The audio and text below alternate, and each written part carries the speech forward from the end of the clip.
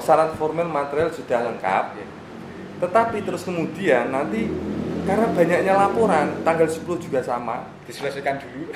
kita selesaikan yang ini aja, yang awal. Yang awal urut lah. Urut. Ayo, Nanti bisa. selain ini nggak bisa. Siji loro telu tutup jendelanya. Pak Ketua ini sekaligus dari koordinator divisi penanganan pelanggaran. Betul. Penanganan pelanggaran di sini apa saja sih Pak kegiatannya di tahun ini, tahun kemarin, maupun rencana untuk yang akan datang? Ya, penanganan pelanggaran itu kan memang dia akan bekerja manakala di saat ada pengawasan pengawasan pemilu maupun pemilihan kan gitu. Karena sumber dari penanganan pelanggaran sendiri itu kan hasil dari pengawasan atau laporan dari masyarakat. Ketika tidak ada pemilu atau pemilihan, otomatis tidak ada pengawasan dari Bawaslu. Dan juga tidak ada laporan dari masyarakat karena tidak ada yang dilaporkan. Kan gitu, kira-kira seperti itu. Terus. Nah, jadi apa yang kita lakukan ya, terkait dengan divisi penanganan pelanggaran di Bawaslu Kabupaten Kudus khususnya di tahun 2020 kemarin memang kita tidak berpilkada, tetapi teman-teman di 21 kabupaten kota yang ada di Jawa Tengah itu sedang melaksanakan pemilihan bupati dan wali kota. Dari situ kita mencoba mensupport. Dalam artian memberikan support itu melalui karya film. Memang identik kita hari ini kita baru senang membuat edukasi melalui film karena dirasa edukasi itu lebih mengena dan tidak budget anggaran atau apa yang kita keluarkan ini tidak terlalu banyak. Jadi kemarin dari khususnya di penindakan Bawaslu Kabupaten Kudus ini membuat satu film yang berjudul ini Cinta Tak Berujung. Film-film ini ya Pak? Ya, itu yang pas di belakang jenengan itu. Cinta Tak Berujung itu kalau orang melihat dari judulnya kan penasaran, tapi isinya tidak mengarah kepada basicnya penanganan pelanggarannya. Iya, karena gini, karena ketika kita membuat satu film misalkan penanganan pelanggaran, ini kayaknya orang baru melihat judulnya saja itu sudah terlalu formal. Iya, paling ini kan gitu. Iya.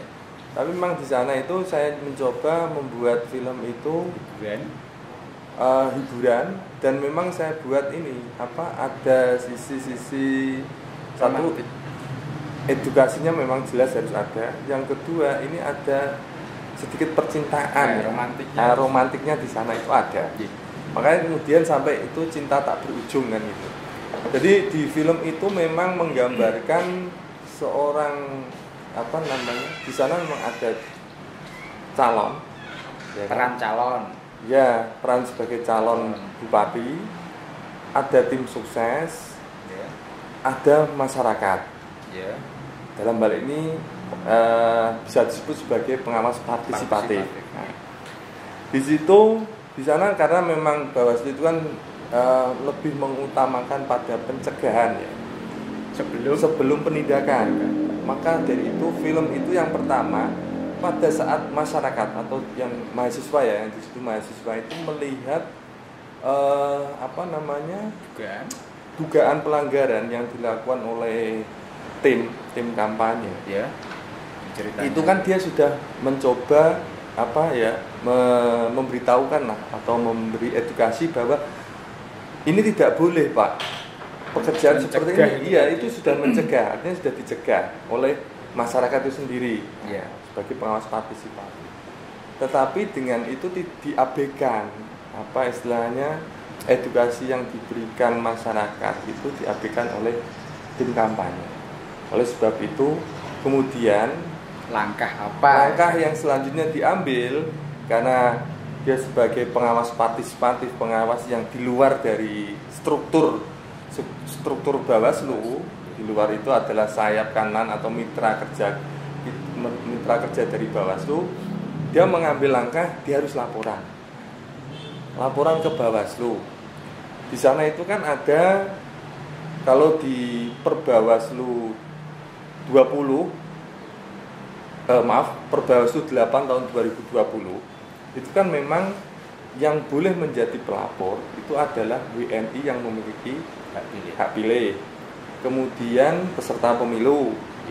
Dan yang ketiga adalah pemantau pemilu. Nah, ini kan dia sebagai warga negara. Persyaratannya secara itu kan dia melaporkan. Nah, kemudian dari kejadian-kejadian itu, film itu memang menggambarkan bagaimana proses melaporkan, berapa hari waktu atau dugaan pelanggaran itu bisa dilaporkan, itu dijelaskan di film itu. Jelas berapa hari kan itu. Kalau di ketentuan kan maksimal 7 hari sejak diketahui atau ditemukannya dugaan pelanggaran. Nah, itu kita di situ ada. Kemudian sampai pada pemanggilan. Proses setelah pelaporan. Setelah pelaporan itu kan ada di situ juga menggambarkan harus pleno. Laporan ini diregistrasi atau tidak ditentukan oleh syarat formil dan materialnya. Yang menentukan ini komisioner. Jadi dari petugas penerimaan laporan atau staf ini kemudian dinaikkan ke komisioner. Nah, syarat formil materialnya terpenuhi atau tidak, itu kan di situ dijelaskan. Nah, ternyata terpenuhi. Nah, kalau terpenuhi berarti maka langkah yang selanjutnya adalah Bawaslu ini pleno, komisioner pleno menentukan apakah ini dugaan pelanggaran atau bukan dugaan pelanggaran, atau masuknya dalam sengketa pemilihan. Beda nantinya. Beda. Jadi ketika nanti masuk di dugaan pelanggaran, maka akan dilakukan penanganan pelanggaran dengan cara mekanismenya ya memang ada klarifikasi dan sebagainya itu. Sampai selesai. Ya. Karena di pelanggaran pemilihan sendiri ini kan ada pelanggaran kode etik, pelanggaran pidana, pelanggaran administrasi. Nah, ini juga nanti kan kita dari hasil hasil kajian awal dari pleno ini bisa menentukan ini masuk pelanggaran ini. Itu dijelaskan di film itu sampai pada proses ini klarifikasi, setelah klarifikasi pelimpahan kepada Gakumdu. Kebetulan di sana itu kan film itu ceritanya pelanggaran pidana pemilu. Masuknya di pemilihan. Pelanggaran pidana ya. Pelanggaran pidana pemilihan. Nah, ketika pelanggaran pidana, maka yang menangani tidak hanya Bawaslu, tetapi di bawah naungan Gakumdu yang terdiri dari Bawaslu, kepolisian dan kejaksaan. Itu digambarkan di sana. Rapat atau sidang plenonya antara Bawaslu, kemudian kejaksaan, kepolisian ini ada. Setelah itu kalau memang terbukti, kita limpahkan ke kepolisian. Nah, langkah selanjutnya kan yang memproses dari kepolisian. Nah, itu artinya yang hari ini kita lakukan, kita sosialisasi. Itu sebenarnya memang sosialisasi karena memang tidak ada tahapan pemilihan, maka kemudian kita membuat edukasi kepada masyarakat yang mudah dicerna, mudah difahami. Itu salah satunya. Kemudian kebetulan tidak ada pilkada atau pemilu, akhirnya kita memang menjadi kewajiban kita untuk mengumpulkan semua dokumen-dokumen. Karena pada saat pelaksanaan pemilu atau pemilihan, waktu kita ini seakan-akan 24 jam kan kurang ya. Ya kan? Karena keterbatasan waktu dalam penanganan pelanggaran. Contohnya saja misalkan penanganan pelanggaran ini waktunya hanya 3 hari plus 2. Lah plus 2-nya ini kan hanya untuk menggali informasi apabila dibutuhkan tambahan. Artinya kan yang efektif hanya 3 hari ini. Ketika di sana itu ada kasus berapa kasusnya? Misal, itu dalam satu kasus ya? Satu kasus itu yang pernah kita tangani itu satu kasus kita kan sampai klarifikasi 10 sampai 15 orang. Ya maksudnya kan satu kasus waktunya sekian. Iya, kalau bersamaan ada 2, 3 atau 4 mungkin. Loh kalau bersamaan ya memang mau nggak mau kita dituntut harus kerja lebih ekstra kan gitu. Dan waktunya sama. Tidak bisa kemudian misalkan hari ini tanggal 10 ada laporan. Ya kan? Syarat formal material sudah lengkap. Tetapi terus kemudian nanti karena banyaknya laporan tanggal 10 juga sama, diselesaikan dulu. Kita selesaikan yang ini aja yang awal. Yang awal urut lah. Urut. Nanti selain ini nggak bisa. Jadi tanggal 10 itu sudah diregister, berarti itu sudah jalan. 11, 12, 13 itu harus sudah waktu selesai kan gitu. Ya. Sudah ada startnya. Dan tidak bisa kita tunda yang ini nanti, yang ini kita dahulukan. Itu tidak bisa. Jadi pada saat hari-hari seperti ini memang untuk khususnya di divisi penanganan pelanggaran memang pengarsipan itu menjadi penting. Dan itu karena itu menjadi aset negara ya. Arsip itu kan tidak bisa kemudian kita taruh sembarang tempat itu kan nggak bisa. Efektifnya setelah mungkin baru bisa lebih itu teliti. Kan, ya, itu kan juga ada nanti karena gini, arsip itu menjadi penting karena suatu saat ketika ada orang meminta informasi kita kan masih ada pada data ya, keterbukaan informasi ini kan menjadi hal yang wajib dimiliki atau disampaikan oleh suatu lembaga itu Mas. Itu jadi pengarsipan, pendokumentasian, tata rapi, kita sosialisasi. Memang hari ini Bawaslu Kudus lagi gencar-gencarnya membuat sosialisasi melalui film pendek, media sosial. Terus kemudian yang hari ini kita lakukan, saya ini alhamdulillah sudah sebelum puasa kemarin memang membuat konten terkait dengan proses penanganan pelanggaran selain di film ya. Itu hampir sama seperti tutorial. Tapi lebih lengkap nantinya mungkin. Kalau di film tadi mungkin ada jenisnya cuma terbatas mungkin dari pelanggaran pidana pemilu. Nanti yang lainnya tidak tercakup di film itu. Tapi untuk yang ini, kalau yang ini nanti rencana saya memang tahap awal penanganan pelanggaran ya. Sumber penanganan pelanggaran itu apa saja? Itu coba saya masukkan. Di sumber penanganan pelanggaran ini ada laporan dan temuan. Nah, ya kan? Terus siapa saja yang boleh melapor? Persyaratnya apa? Syarat formilnya apa? Syarat materialnya apa? Kemudian waktu kadaluarsanya ini berapa hari? Penanganan pelanggarannya ini penanganan pelanggaran ini berapa hari waktunya? Pilkada sama pemilu.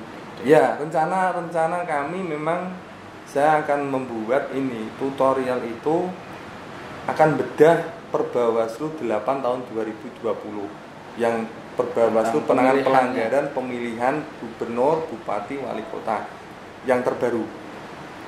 Dan itu mungkin nanti juga bisa digunakan untuk pemilu atau pemilihan di tahun 2024. Walaupun tahunnya sudah berbeda. Karena gini, peraturan atau regulasi ini ketika ada perubahan itu paling sedikit Mas.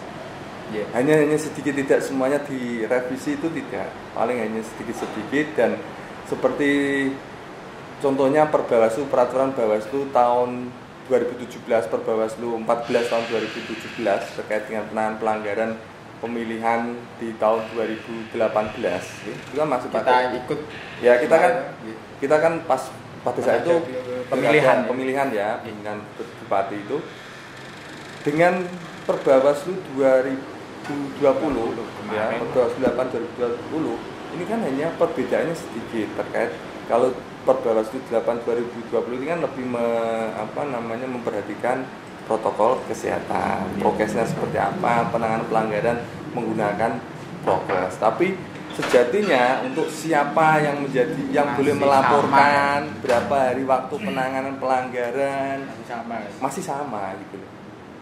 Seperti itu. Jadi rencana itu hari ini saya baru buat 2 terkait dengan siapa saja yang boleh melaporkan, kemudian apa sih itu laporan, ya kan?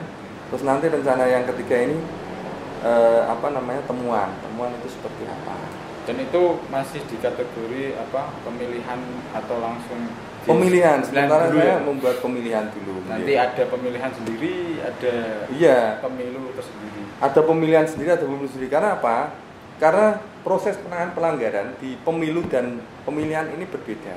Dari sisi waktu, kalau di penanganan pelanggaran pemilihan, sisi waktunya ini adalah 3+2, 5 hari.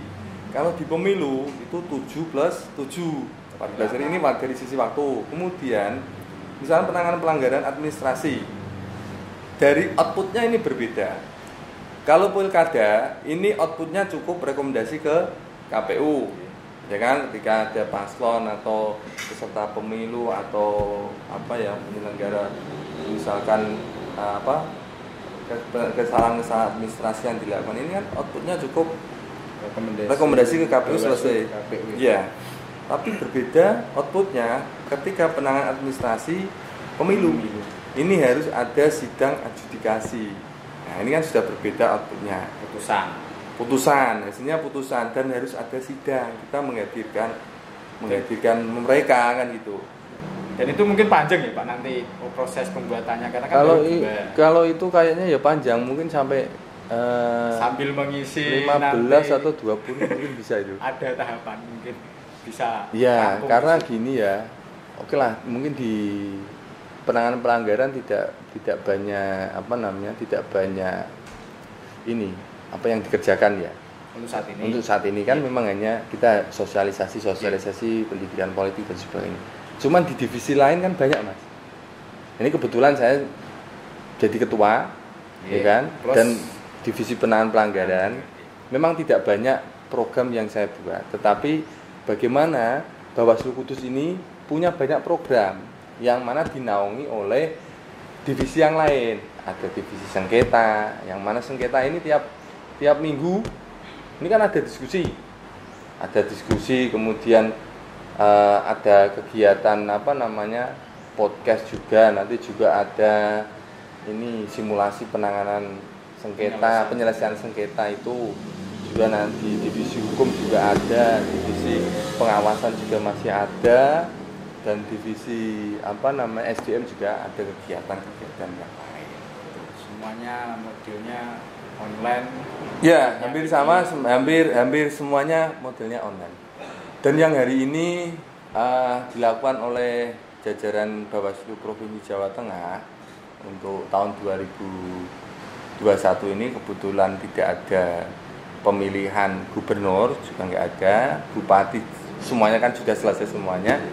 Jadi program yang dibuat oleh Bawaslu Provinsi hari ini adalah untuk penanganan pelanggaran sendiri. Divisi penanganan pelanggaran ini adalah membuat buku itu di sana itu memang cerita atau kejadian-kejadian yang ada di 35 kabupaten sesuai pengalaman masing-masing, terutama 21 kabupaten kota yang kemarin melaksanakan pemilihan. Nah, jadi di situ nanti ada ceritanya apa, semuanya ada. Bagaimana kades disanksi, terus kemudian ada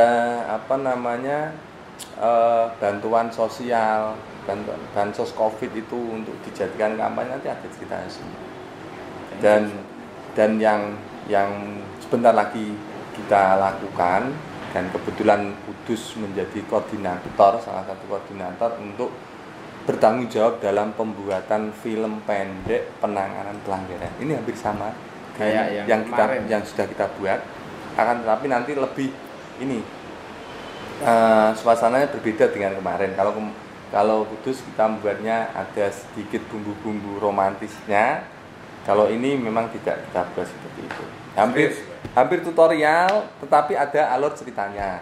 Ini nanti yang akan kita garap di bulan Juni, awal Juni ini kita garap. Rencana kami ambil di Semarang, Karena nanti seluruh dari provinsi ya, ke 35 kabupaten nanti saya libatkan semuanya.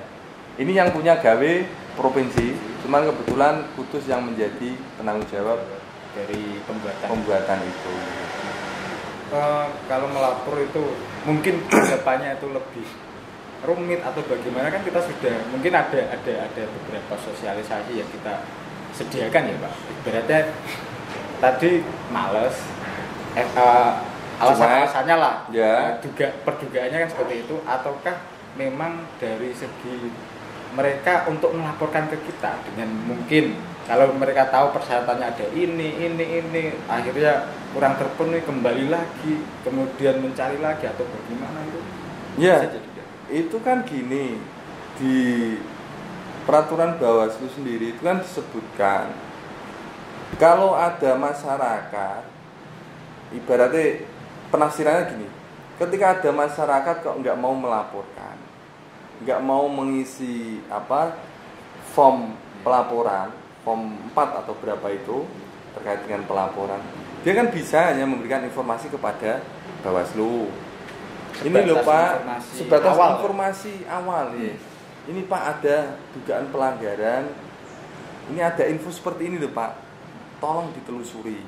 Nah ini kan nanti menjadi informasi awal yang kemudian nanti akan dijadikan informasi dari teman-teman Bawaslu dan bisa diproses gitu. Sumbernya nanti dari hasil pengawasan, akhirnya kan gitu. Karena belum lengkap tadi. Iya, belum lengkap. Sama halnya ketika ada orang yang melaporkan ke Bawaslu, kemudian ini laporan ini belum diregister dan dicabut dari pelapor. Ini kan bisa. Laporan itu kan bisa dicabut manakala belum diregister oleh Bawaslu. Tapi ini terus Bawaslu tidak hanya diam. Ketika ada informasi itu, karena sudah informasinya tadi dari awal sudah, laporan sudah dicabut. Nah ini tugasnya apa? Ya menelusuri. Tapi kenapa ini dicabut kan itu harus ada alasannya. Nah, tetapi tidak hanya berhenti di sana saja. Harus kita cari, kita telusuri. Apakah memang yang dilaporkan tadi itu memang benar-benar terjadi dugaan pelanggaran atau tidak gitu. Ya.